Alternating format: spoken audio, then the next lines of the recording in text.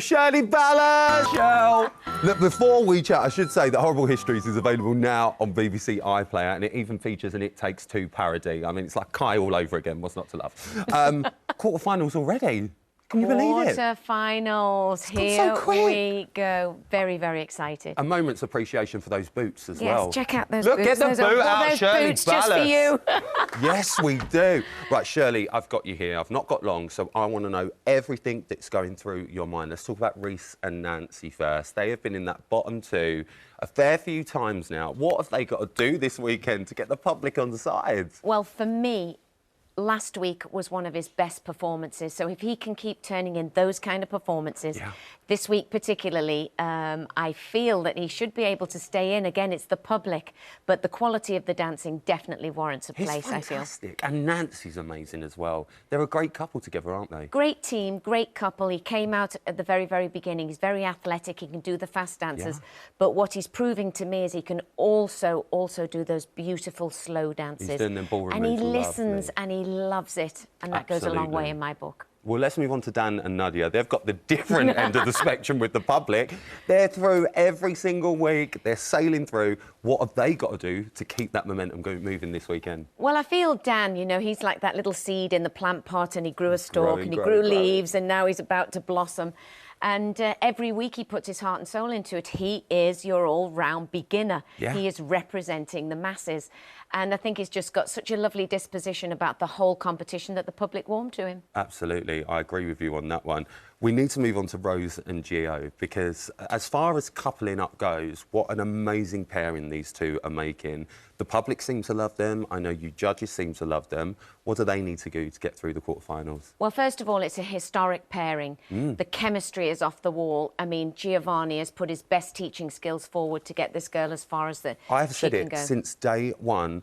Rose has brought the best out in Gio. She really, really has. They've both brought the best out in each other. And I feel that every week, Rose adds a little bit of something extra. She takes her game up every single week. So I think we're in for a nice surprise this weekend from her. Oh, really? Nice little surprise from Rose. We'll be checking out that rehearsal footage in just a bit. Let's move on to AJ and Kai. They're on the show a little bit later on. Now, these two, in my eyes, can do no wrong, because they seem to just be absolutely flying. But what have they got to do to get 4 10s from the judges? Well, I feel that AJ is fearless. You know, there's nothing... When she jumped off that stage last week, from where I was sat... My heart was in my mouth. Really, I thought she's not going to make it. But, you know, she had springs in her shoes and she went for it. This is another young lady that just puts heart and soul into every single thing that she does. She's on a good track. Me, personally, a little tidy up, you know, on the little details of the leg actions. But I feel that possibly this week she will bring it all together. They've got a great dance this week as well. They've got a really good dance this week. This could be their one.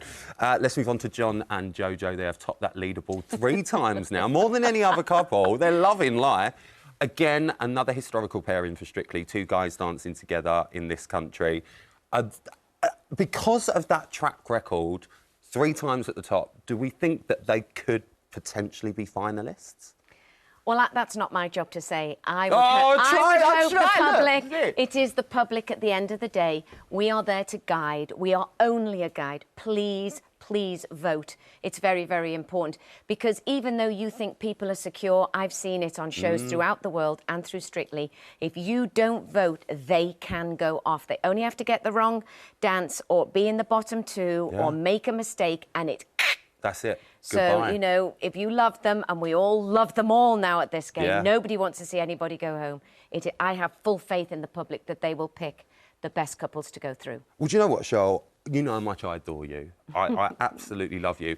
And you make me love you even more when I hear you turn around and say things like this. And I love frogs, and I collect frogs. Right.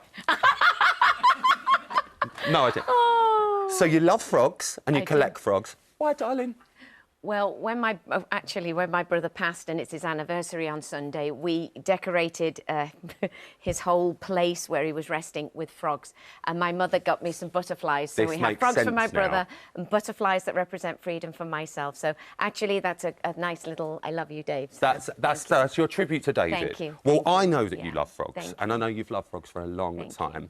And I thought I could match that up with a little bit of revenge on Kai after he's been mocking me for weeks. So I've made you a lovely present that is yours to keep. And I thought I'd get Kai to give it to you, dressed as a frog. Come on, Kai. Come on, darling. There you come, sweetheart. That's the one. Mind your step. I love it. There we go, look. Oh, my. That's just for you, Shirl. You are just the best. Isn't he? Isn't he? Don't talk to him. Just leave, Kai. Oh, my goodness. Just leave. Bye, Kai. Just leave. You did do a good impersonation of me, though. I do. Thank you. No, don't praise him, Shirl. Sit back down, please. Off you go.